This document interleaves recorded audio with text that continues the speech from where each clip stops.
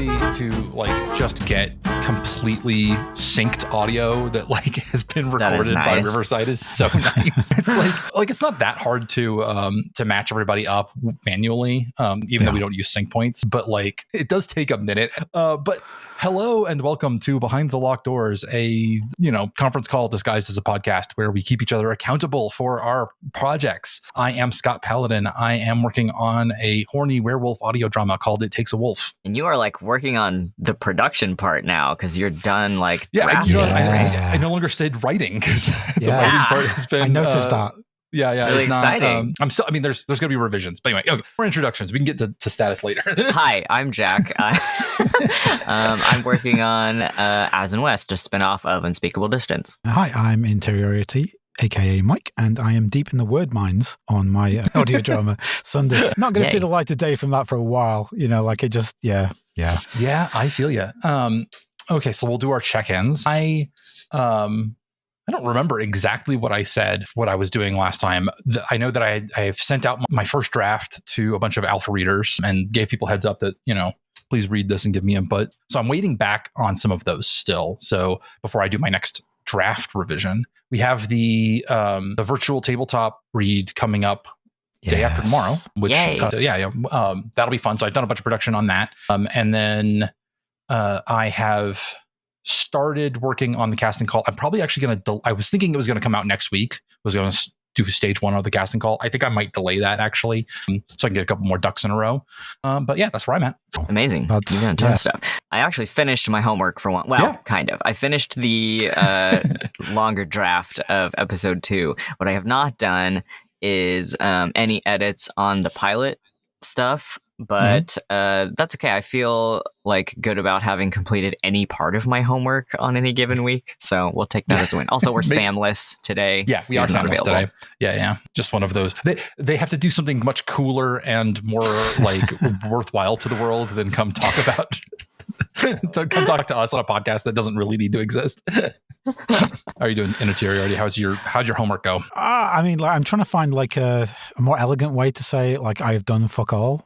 But I think that's pretty much kind of like the way I did. That's okay. Fermenting. Yeah, a little bit. I did intend to do some stuff, but I've had 2 weekends where I had one weekend where I had someone visiting, and although the person visiting is a published author who, is, like award nominated and has like an adaptation in the works with Netflix and all that sort of thing, we didn't really spend that much time on writing, like when they were visiting. So yes, like opportunity for some real kind of progress there just missed because we're just socializing. And then last weekend, unfortunately, I've been having to focus on my writing for money side gig, the various ones that I've got going on at the moment, because I need the cash, and also deadlines are a thing. So it's a personal project, back burner. That's all right. Got to make those dollars. Yeah. Well, you just got to keep ticking along, and you'll get there eventually, as long as you don't give up. And that's what this is about. Ideally, I would like not to give up. Maybe that's my goal for next time. Like, just don't give in to despair. Do not joke. Sometimes that is the goal. That's so real. And also, I want to say congratulations for making literal human money off of writing, because that's a difficult thing to do. I realize that is a very difficult thing to get to, and the only explanation I can offer for it is cronyism. That is literally the only reason I'm in the position I am. So definitely not talent. Well, still, that's amazing. Congratulations. And also, it is so fun. How many weeks in a row typically do I go, I didn't do my homework? Like most of them. Yeah, that's fair. That's life, man. Like sometimes, you just like stuff gets in the way. That's why we have this podcast, is to like keep it taking over. Cause like, I know, like I've already said this, but like if we are not meeting every couple of weeks and like me having to like make forward progress, I would have given up already. Like I would have written an episode and a half and then been like, nah, screw it. And then done something else. So, and instead you have a completed draft. So yeah, you look at what you are now. It's it's bonkers. Yeah, getting feedback from people is good. I should have picked my alpha readers a little bit more carefully. I needed one person who would key smash whenever they read something fun. Damn, that should have been me, because I did. Okay, so another piece of it wasn't actually assigned homework, but I did do it between last time and this time. Is finished reading all of Scott's scripts, and they fucking rule, bro. This show's gonna be so fun. Yeah, I want to say I have not finished reading all of Scott's scripts, but I have started reading all of Scott's scripts, and nice. I don't know. Have you ever kind of like been in a situation like, you know, sometimes I find with art, like the art that I really like, I kind of connect with. I'm like, oh yeah, I could have written this. Like, you know, like we're of the same mind. We're kind of following the same thing. And then there's art that you get where you're like, I like this, but there is no way in fucking hell that I could ever have written this. I do not possess the tools. I do not possess the brain to, but it's a thing of beauty and wonder. Scott's writing sits very solidly in the second category. Oh, good. Like, I'm reading it and I'm like, how is this come out of a man's mind? It's like, how'd you do that? It's also just like so perfect as well. I love it. I really do. And it knows what it wants to be, and it is that thing. And it's so tonally sharp. Like, it's so and just reading it on the page is so enjoyable. Good. Like you know, quite often like there's a little bit of a mental leap, especially with audio drama scripts, to kind of go, well, what's this going to be like when it's finally done? And like, I can kind of see where it is, and you know, there's got to be accommodations made. But this, read it for pleasure. Like this is, it's just like, Yeah. So I'm glad that all of the forcing myself not to, what was the word? It's like all gas, no brakes is the thing that I kept running through my head, where I'm like, every time I have an instinct to do something that seems a little bit off, just do it. Just do it. Which did result, the longer it went on, the more I would just paste something into the Discord where I was like, I can't keep this because it's not right, but it is something I just had to like write and show people. But lots of that stuff stayed in. So I'm glad that that comes through. Good. or it's more like, how can I make this really puerile joke work? Like, how can I save this? So that's it's good. Like, it's funny. I want to keep it. How can I make it like fit into the world? Yeah, how does it and totally you've done that fit on several occasions. How does it totally fit? Well, I'm really glad that y'all are enjoying it. That makes me feel really good. It's definitely something to be. There's that like calling it the word mines is absolutely the perfect imagery real. Where you're like, you're deep and you're alone and it's dark and like you don't know, just toiling away. The canary's like, dead, you know. The canary's dead. The canary's long gone. It's bones at this point. But you are like, and you're just toiling away. And you're like chipping away at a thing, and you're like, I don't know what I'm pulling out. If it's like ore or if it's just like what's the other word? Shit. Dross. Yeah, just shit. Yes, probably. Is this a corporalite from a billion years ago? And I don't have any idea. And then you like come back up and you're like, let me show these rocks to people, and they'll tell me if they're any good or not. Somebody tell me if this is rocks or shit. We mentioned canaries though, and this as another example of humans always being humans, and them sometimes being a good thing, is that I have learned that there are special canary reviving devices specifically for canaries. Oh my God. Because you'd keep them in a little cage, and they had a thing where if the canary thought it was in trouble, they could close it off and flood it with clean air so that hopefully the canary could come back. Oh my God. And I'm like, that's too adorable. Like that's really sweet. It's so sweet. Kind of fucked up that you're making the canary do this fucked up labor in the first place, but at least you have a contingency plan. Well, like I like the idea that like somebody had the bad, not the bad thought, but like the very mercenary thought of like, well, this thing can die if it saves our lives, like it saves a human life by this. And then somebody else is like, but what if we save the canary too? Like you can see like both parts of human nature right there. Justice once everybody lives, canary included. So I don't have a topic for our like discussion today. The thing I wanted to talk about, I wanted to have Sam here for, so that's gonna get next time around. Was that Kickstarter stuff? Yeah, it was. I need to figure out how much I'm going to pay people, and I thought, Sam makes a bunch of money or not a bunch of money, but has the most experience of the four of us. Books has the most experience amongst us about making money with their voice. So therefore, I thought that would be a really useful point of view. So we'll talk to them later about that, or maybe I'll just call them because I do need to move. But did you guys have anything you wanted to discuss or talk about? Because I wanted to discuss Sam's outrageous wealth and the fact that he just flaunts it at every corner. But we've got Sam has not custom, but has like a specially built voice studio now. Which is so jealous, rad. man. I love that for him. Yeah.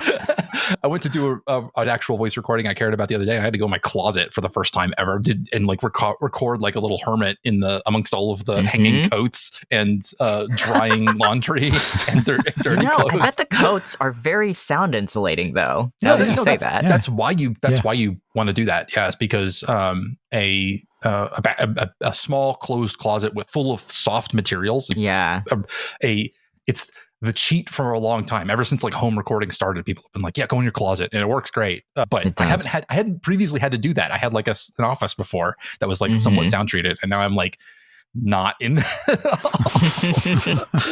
But yeah, I still need to treat the other two like surfaces in this room, because I have like sort of blankets hanging along two of the walls in here, and then there's just this hard wall with nothing on it, and the door behind me, and I feel like those both sound pretty bad, so I need to do something to them. And you can mitigate that somewhat with where you place your mic. So I can see that you've got, just from where it is, you've got your mic sort of in the corner with the two treated walls behind it, and that's broadly speaking, like if you're only going to do two, that's the way to do it, because your voice is going to be going out from there and getting absorbed, and there's going to be less reflections than coming back and hitting those walls behind you. So that is the way to do it. They even make, I know Vic, our friend Vic Collins, really swears by. He's got one of those little like just like a foam thing you put around your mic so that it blocks all the reflections from the back, and it comes just from your mouth. And his audio always sounds good. Yeah, he gets great quality out of that, and he's otherwise, I believe, in an untreated room. So yeah, you can get really far with just like sort of minimal treating. Back in the, like, I recorded maybe 100, however many episodes we did of Monster Mechanics. Almost all of those were recorded in the middle of a giant untreated living room, but we built a moving blanket tent every time that we wanted to record. Me and my co-host, we'd like sit at our little round table, and then I'd set up these like light stands with bars across the top of them, and then cover the entire thing with moving blankets. So it's like me and my friend like crouched over this table with like, and I had to like bring in like lights, because like little like battery powered twinkle lights, because that's the only one I had that would like light the room. So it's like, it was strangely intimate. Like you're like in this little dark, warm space, being warm, like, humid space that you're crouched in with your best homie. Talking about centaurs or whatever. Oh my god! Yeah, we did all of that. That was fun. That's adorable. But every time we wanted to record, I had to haul all this stuff out and build a blanket for it. Yeah. That's so funny. Were you doing that for your Mass Effect replay podcast also? No, by then the pandemic had hit, and we were doing everything remotely. So then I switched back to the office. Yeah. I should finish that one. I don't think I'm ever going to get Zach back for it, but I should get like rotating people or something for it, because it would be fun to finish that one out. Put me on it. I'll do it with you. You and I have too many podcast things. I know, in my spare time. Yeah, I know. And I've already got to get like 4 people to record now, three different people to record for I Will Fear No Evil. Yeah, seriously. Ari's about halfway through. She's trucking. Cool. Yeah. My wife finished her read through, so yeah, we can get that. I'm going to wait till after this weekend. Was she mad? She came away with it actually better than I expected. She was able to say some positive things about it, which is remarkable. For context readers, there is a book called I Will Fear No Evil, written by a man named Robert A. Heinlein. And it is the premise of this book and the execution of this book is wild enough that I have described it to several people, and they have all gone, well, I guess I'm reading that now. I have to. It's crazy. Yeah. Unhinged. It is very much a let's dissect the author like a bug kind of thing. So that'll come out on a different feed than this one in a few weeks, as we talk about. I was not planning on recording on that one. We were just like, the more people heard about it and read it, we were like, we have to talk. I will explode if I don't speak about this with someone. Yeah, it's good. Is it? It's interesting. I went in with such low expectations that my reaction was actually relatively positive. Yeah, mine too. Expectations. Okay, actually, I do have something I would love to get y'all's input on. Mike, you talked about how sometimes when you're reading, you like, there's the version of it where you're like, I could never have made this. Like, I watched Sinners the other day, and I'm like, Sinners is amazing. And like, but again, there's just nothing about this that I would have made, right? Like, it is so different in its point of view on a subject that I am already in that sort of in the weeds about, but like the point of view is so clear and so different that I love this, and it has nothing to do. I wouldn't have done it. But the other version of it, where you're like, oh, this is really close to what I would have done.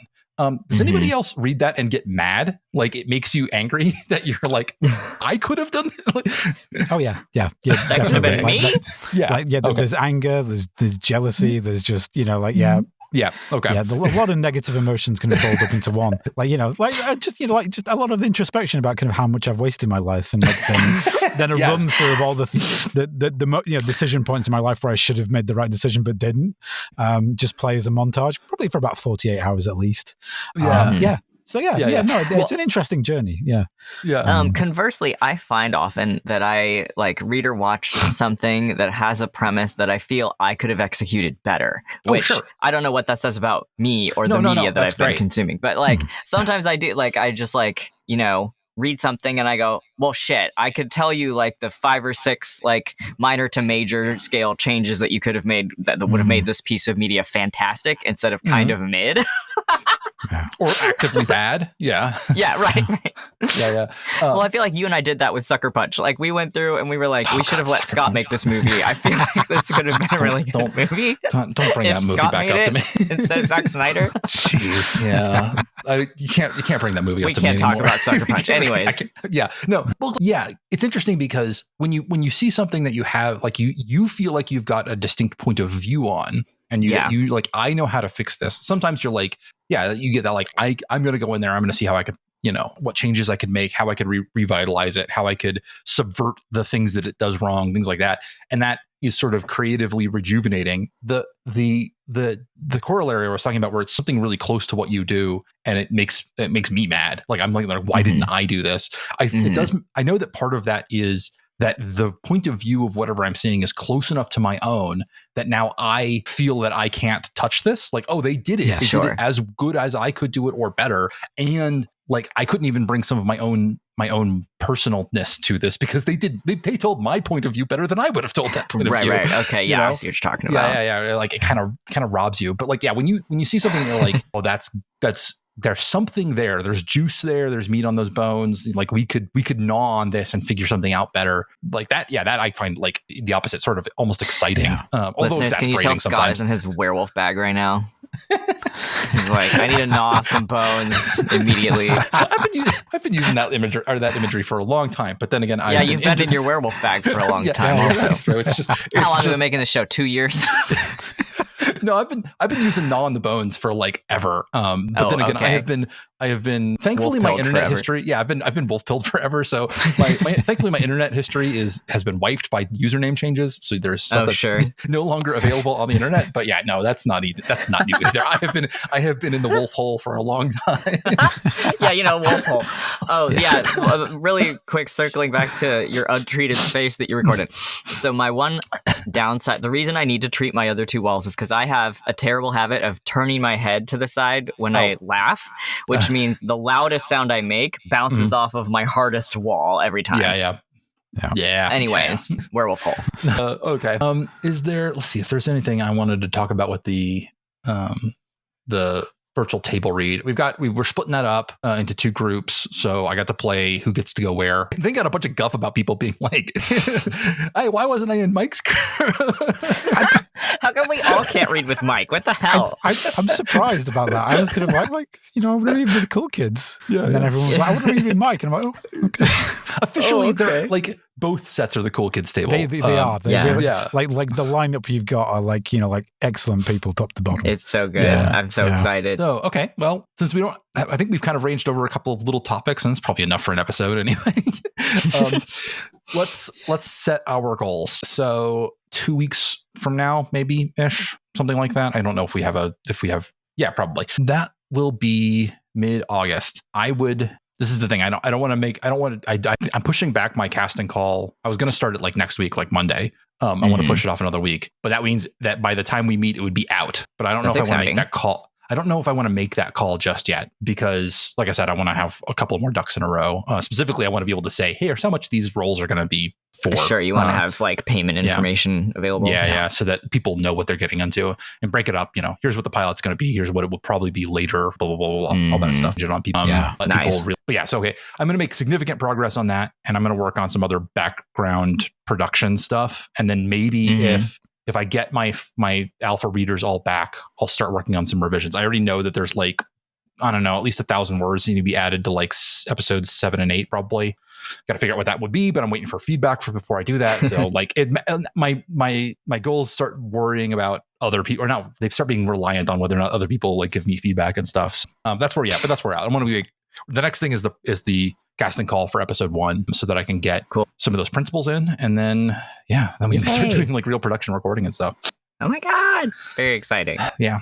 How about you, Jack? My goals are to touch base with Sam about what we want to do next. I believe I have more stuff I need to upload to organize the Google Drive that Sam has so nicely put together for us. And I need to do like dialogue revisions for Azariah on the pilot episode. Okay. And then I don't know whether I'm drafting the next episode or Sam is drafting the next episode. We'll discuss that. It'll probably be Sam because it was me on the episode 2 and we're trying to go back and forth. But that makes sense. I'll touch base with Sam. My big job is touch base with Sam. See where we're at. Yeah. How about you, Interiority? Well, so I guess like 2 weeks' time, given the people involved, I think it's probably a realistic goal to say, hopefully have the table read finished by then. Just like given the amount of kind of like crimes that will probably be committed and like, the ad libs and like, just the endless jokes. We're going to be stuck there for 2 full weeks. I think anything less is probably just a little bit out of, the realms of possibility. I think if we're going to be responsible, like 2 weeks. How long does YouTube let you stream at a time? Yeah, I don't know. I haven't used never YouTube pushed streaming the before. envelope on that one, have we? I think probably Riverside might cut us off before YouTube does. Realistically, table read done, dusted. I mean, like, don't give in to despair. Always a good one. Yes. Write a sentence of the next episode of Sunday. Any old one. Yeah. Because really quick, Mike, did we speak about while you've been on the pod, like the skip around technique, where if you haven't done progress on a project in a long hot minute and you're like, my God, I don't even like remember where I was or what I was doing or what I wanted to add. And then being like, okay, I'm just going to like go further ahead into the story and pick sort of a buoy mark of a thing I know I want to hit in the future and plop something down like a buoy in the water, like way out in the distance. Yeah. And then you can kind of go back and start moving toward the buoy that you put down. Yeah. I think I recall you kind of talking about that, but I wasn't around during that point. I don't think you were here for it, but we did talk about it. And I feel like especially for me when I'm in a project, like deep in it, and being like, God, fuck, going chronologically is not working out for me right now. Yeah. Sometimes, like, skipping ahead to something that I'm super hype about, that I know I want in there, and then I don't want to forget the juice of what I was going to put there in the future. Plopping that down, like, excites me to go back and puzzle out how I'm going to get there. You know what I mean? Yeah, like inspiration, I think, that might be a good thing to do. I mean, my problem is more so that the time that I have and the energy that I have to write is going to be taken up by doing stuff for someone else. Unfortunately. That's tough. Like cool stuff and stuff I'm interested in. Right, but still not stuff for this project. No, that's the thing. So it's just feeling like I'm doing like at least a little bit of something towards it would actually kind of like make the world a difference. Just that little steady progress is so different than not doing anything. Like doing anything at all over the course of a month is like a world of difference from being like, well, I didn't do anything for X period of time. So it makes one sentence is a good goal. Write one sentence on your project between now and next time. And if you can, again, if the problem's momentum, then that one sentence thing also works. If your problem is time, sometimes there's just nothing for it, you know. But if you sometimes if you just say, I'm going to write anything today, it's easier to you write, like, I'm just going to write a sentence. It's easier to get that second sentence than you might think, you know? Yes. Exactly.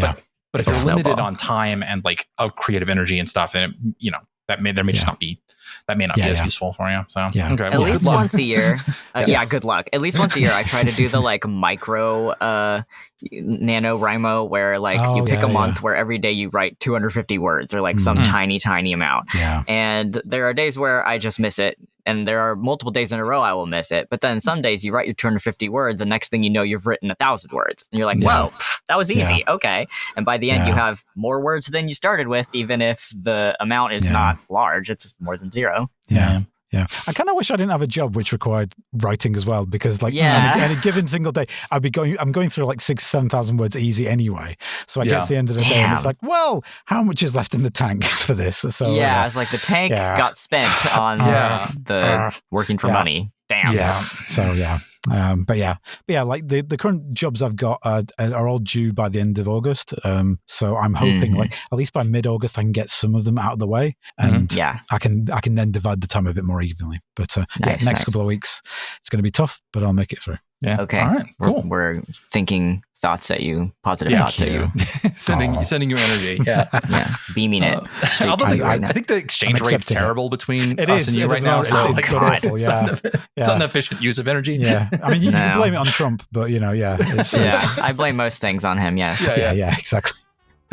All right. Well, in that case, we will catch y'all in a couple weeks. Bye. Bye. All right.